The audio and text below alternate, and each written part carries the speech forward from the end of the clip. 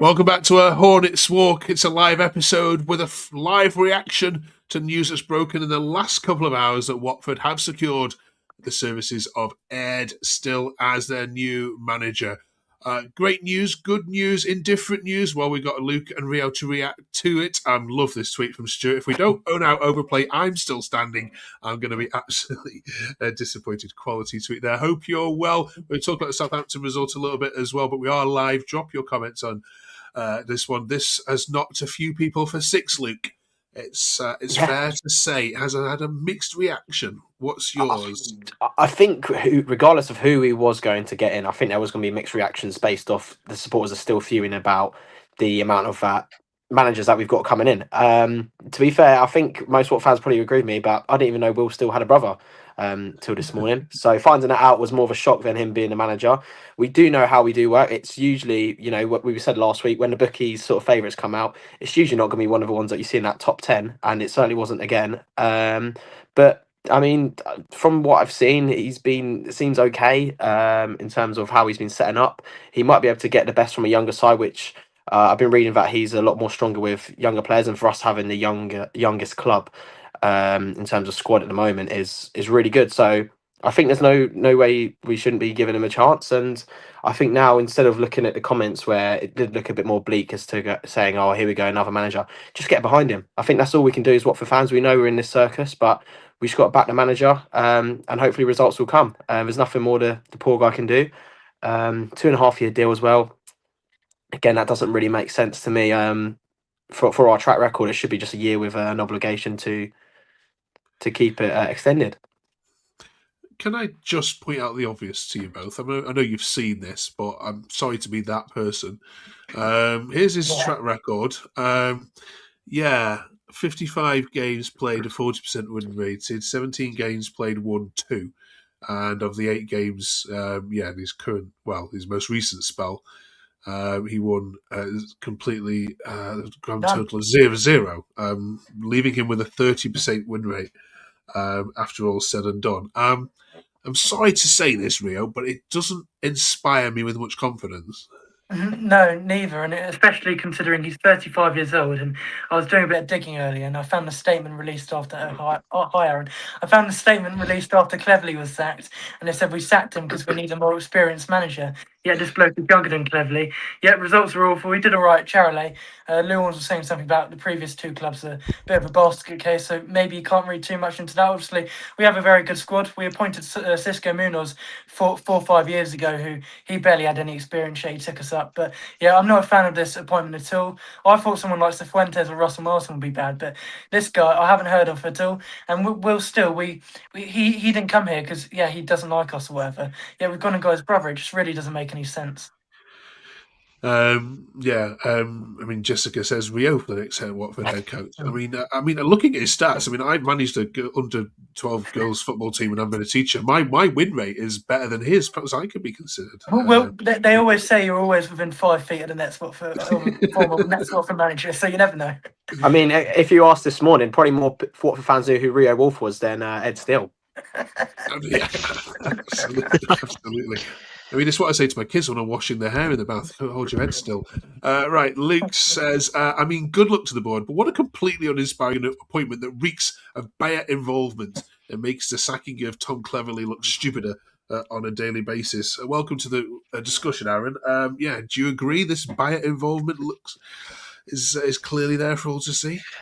Yeah, I think the minute sort of that was unearthed, everyone sort of went, "Oh, well, there's obviously more to this than they just like the look of him."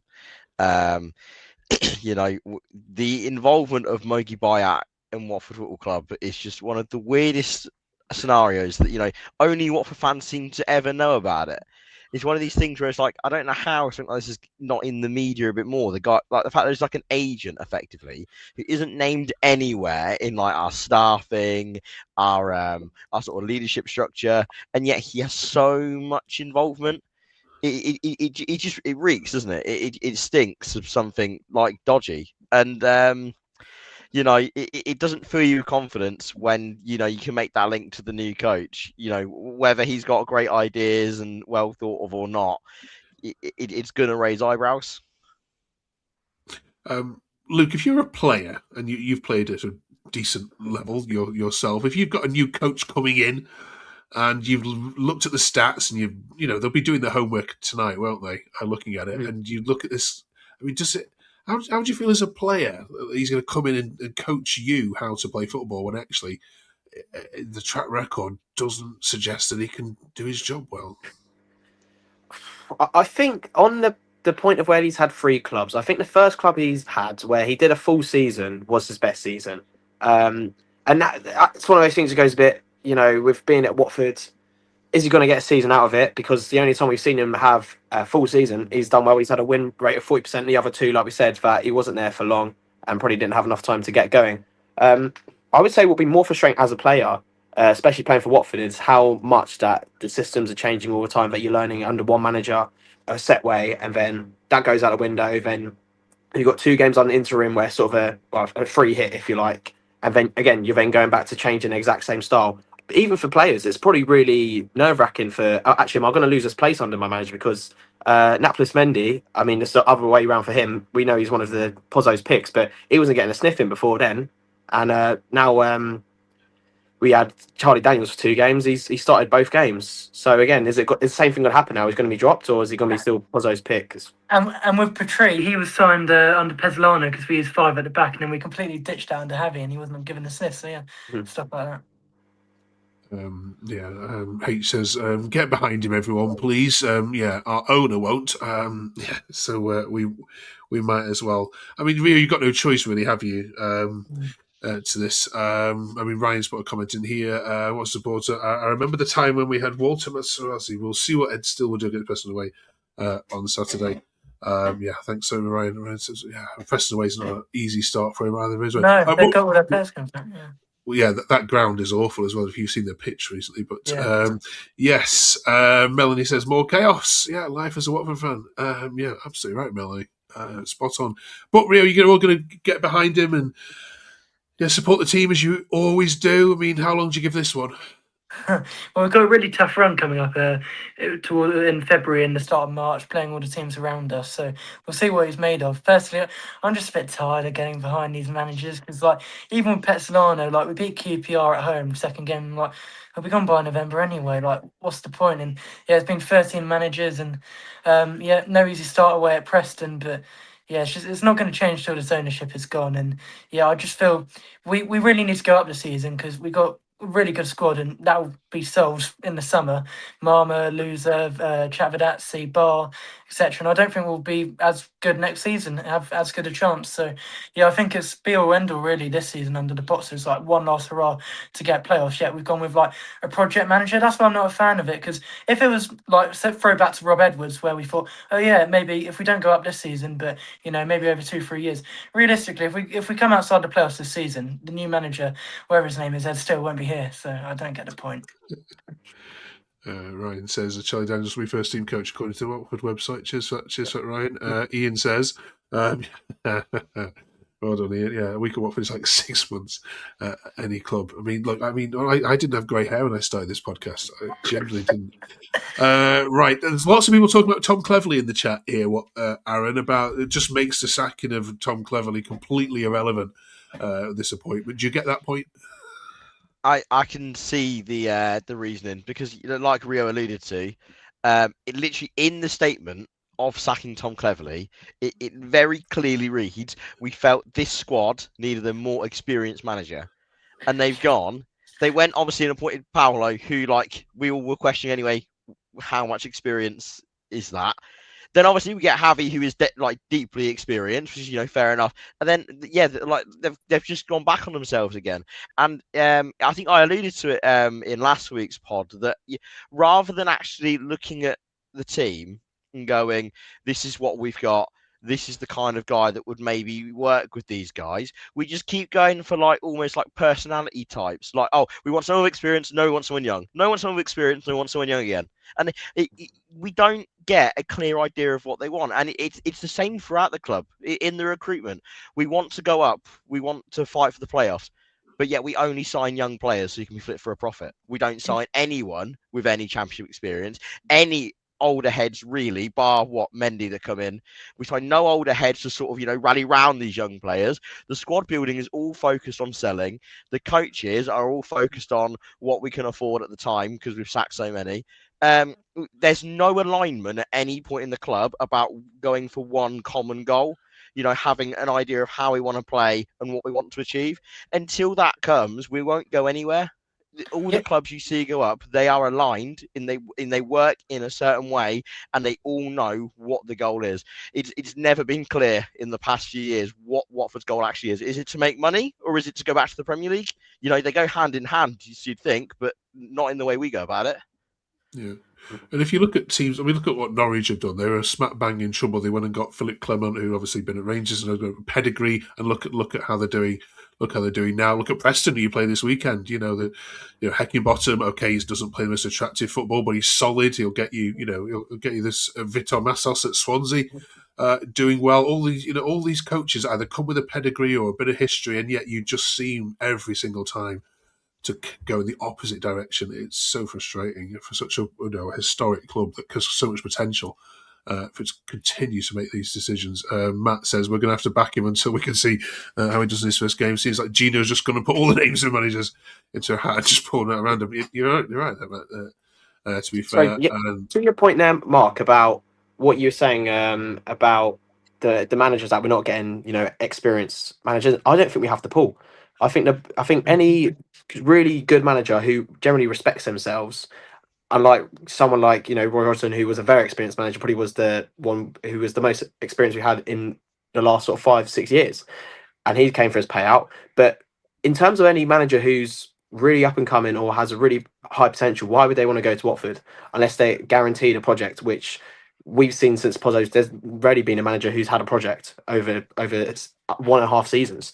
So if I'm a real experienced man, I'm never even going to look into the direction of Watford, no matter how much they're paying me, because I know it's not going to be good for my career. And I know I'd rather go to a Preston or a Norwich who are saying, look, we're going to give you a year and a half at least to do this, and if you don't, you'll get sacked.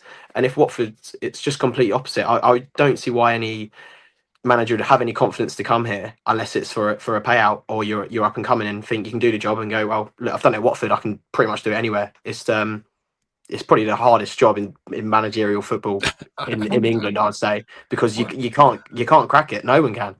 We need to stop viewing ourselves. I was just going to say we need to stop viewing ourselves as a newly relegated club. This is our 4th season. We're going to be turning into Stoke if it come 15th, 16th every season. Yeah, we're no longer an attractive club. Yeah. Maybe Sheffield Wednesday's a tougher gig at the moment, but yeah, I'll give you the second toughest gig. Cheers, Melanie. It's about his appointment. Yeah, links to all agreed on there. And cheers, Ryan again. He's got 15 games to get us into playoffs. And if he can get us there, great. If not, then we'll be surprised if Ed still can't. Then it's just the way it'll have to be. Yeah, absolutely. And there's so many teams that have vying for those playoffs, of course, as well. There's only really 6th place, which is reachable at this moment in time. But yeah, stay with us over the next 15 weeks. We'll be with you every step of the way to see how Ed still gets on. And joking aside, we'll genuinely wish the guy. He's been absolutely hammered on Twitter this evening. There's so many jokes already about it. Even his name is getting a few memes and so on. But good luck to him. A quick word on the Southampton game. Anyone? Do we even care? I mean, anything to report back from that? It's just the same old story. I don't think we've got good enough number 9. Stimbia can do everything but score, and Kieran Gold can't do anything at all. It doesn't really matter because we can be dangerous on the counter attack, but we've got no one in the box to take our chances. No, that's 3 goals in 7 games. It's just not good enough. Okay. Reset button being hit Watford way. Cheers for commenting. Yeah, Wolfman start to vote with their feet. Season ticket renewals are coming. Yeah. Do you think we'll see an impact in the cash registers, Aaron? I mean, we already see an impact in the ones not attending. Midweek. And, it would surprise me if, none of those people that are frequently not attending aren't thinking, well, what is the point in renewing? I think absolutely. How much the gate receipt matters to them, I'm not entirely sure. Obviously, I'm not really a financial expert or anything, but I can imagine, it's just not great for the players. I mean, it gets emptier every week at the moment. I think everyone points it out, and we're just kind of, content with it. I think we're slowly getting back to, like when I started going, sort of like 2010 was when I really started going to games with my grandfather. The attendances, would be sort of like 8,000, 9,000. You occasionally get one that rise up to about 13, 14,000 if it was a big game. But, it was just we're losing those ones that have sort of come on for the ride of the Premier League and are now obviously probably getting sick of it. So yeah, I absolutely think people will vote for their feet. Am I going to vote for my feet? No, because it's a huge part of my life that it goes beyond how well we do on the pitch. But I think other people certainly will. Yeah, Ian makes a good point. Midweek fans are probably still interested, but yeah, all the midweek games now on Sky. Yeah, right. Ryan says he went to Millwall. The atmosphere is terrible. I think you pointed that out, Luke, didn't you? I think that was a massive game. 4 wins in a row. Yeah, it's terrible. It just shows the fans are fed up. There's nothing to really get behind. Yeah, brilliant. If you haven't yet subbed to the channel, please do so. We're 20 minutes of Watford chat every single week. We know there's really great Watford podcasts out there that go on for 50, 60 minutes. Great listeners, but if you can squeeze 20 minutes into your lives, do watch us every single week, and obviously do follow these guys on Twitter because they are very, very entertaining, which is why we use them to give us their views on this mad football club. Coming up this week, then, we're talking about the A to Z. We're looking for the best Watford player with a surname begin with O. That ever played for Watford and not A to Z. Or you can have an overhead kick that's been scored by a Watford player. Get your thinking caps on for that at the end of the show. But it's Valentine's Day, of course, when you play Preston this weekend. All your cards coming through your doors, fellas. And when you finally battled through all that paperwork, we want you to think about who is the first Watford player that you ever fell in love with as a young Watford fan. Let us know, of course, in the comments as well. We'll put some of these on the screen and read some of these out as well. But yes, in respect to Valentine's Day, who did you fall in love with first? What made you commit to this, or who made you commit to this club? Luke, do you remember having any pictures of Watford players on your bedroom wall as a kid, or was it all, No, mine was Danny Graham, my first player that I really fell in love with. I think it was when I was sort of growing up, first sort of striker I've seen for Watford. He was brilliant, and the club back then was so different as well. There was a lot of open days and stuff. I remember going at the start of the season, always getting a photo of Danny Graham, and I always remember actually at the shop they used to do an actual photo of the players, and you could just buy a single, really old school, and they used to be signed back then as well, which was brilliant. Because I just got signed Danny Graham for 50p a pound, and he was a brilliant player. And it was just really reminded me of growing up. My first few seasons were in the family stand. The amount of great goals I saw him score in front of us really just made me sort of fall in love with the club. So he's always been my first love, if you like to say. Brilliant. And these comments are coming in. Les Taylor from Darren. Cheers, Darren. Fantastic. Yes, Stuart Scullion, from Ian as well. Brilliant. If you've just joined us, we're talking about the players that made you fall in love with Watford. Rio, yours was? I'm going to go Troy Deeney. I've got actually an interesting story about how I support Watford. I'm Watford's local hero, and I turned on the Christmas lights with Deeney and a few other players, Abdi, Anya, etc., etc. And Deeney actually paid for me to be mascot. It was like 250 quid. I don't know. He just said, "I'll pay for you." Pay for me to be mascot against Birmingham, where that will lead us on nicely to overhead kicks. But yeah, it's got to be Deeney. I think for most Watford fans, growing up in that 2014 to what's it called, the cup final, Deeney was Mr. Watford, wasn't he? Okay. Aaron, who for you? Who did you have in the back of your shirt first time? Similarly to Luke, the first Watford player on the back of a shirt was Danny Graham. I went down to the club shop, had the 10 printed on the back of it. But my favourite player beyond him, who probably was my first sort of player love, was Lloyd Doyley. I remember going to Sports Direct and looking out for the Adidas F50 boots just because they were the ones he wore. Because I've always been one of these people that respects loyalty. Hence why I like Troy, I like Ken. I've always had a soft spot for those people that really give it back to the club. So Lloyd Doyley was my Watford hero. Melanie's chipped in. Thanks, Melanie. Ross Jenkins as well. Super. Love all these. Keep them coming. Do you remember a lone player that's ever broken your hearts, fellas? That Max just wanted. No, Max. Okay. That didn't take too long, did it? Here we go. Luther Blissett. There we go. Thank you. 1977. Fantastic.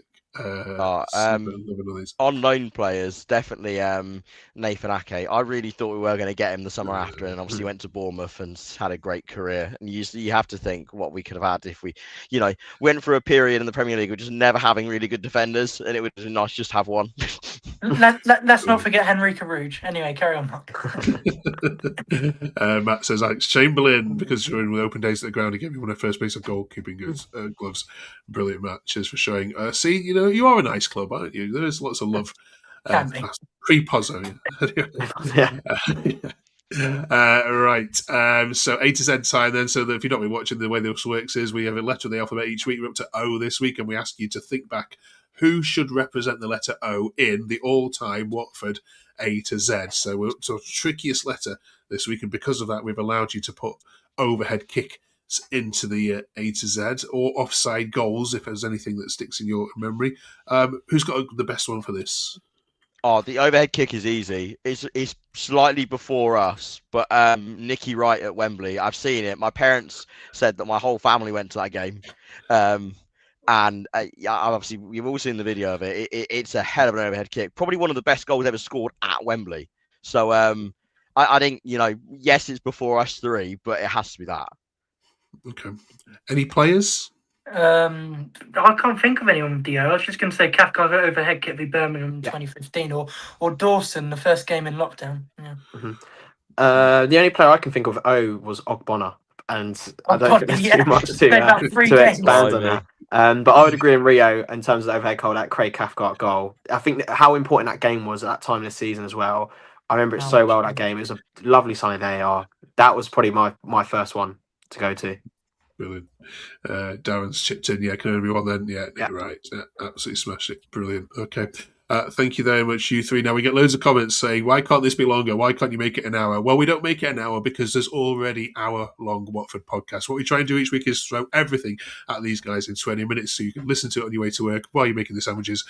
We'd love making the content for you. So 20 minutes a week if you can join us live on join us on a Tuesday at 6 as it goes out. And please drop us a comment below and your view on, just whether the club have made a massive, massive error in appointing a complete unknown again, or should we just forget all the ramblings and just get behind him? Absolutely.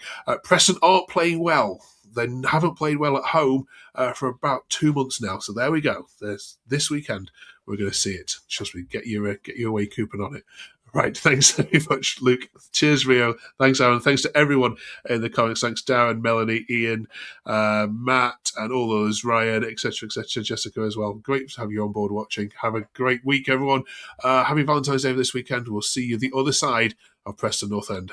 Catch you then.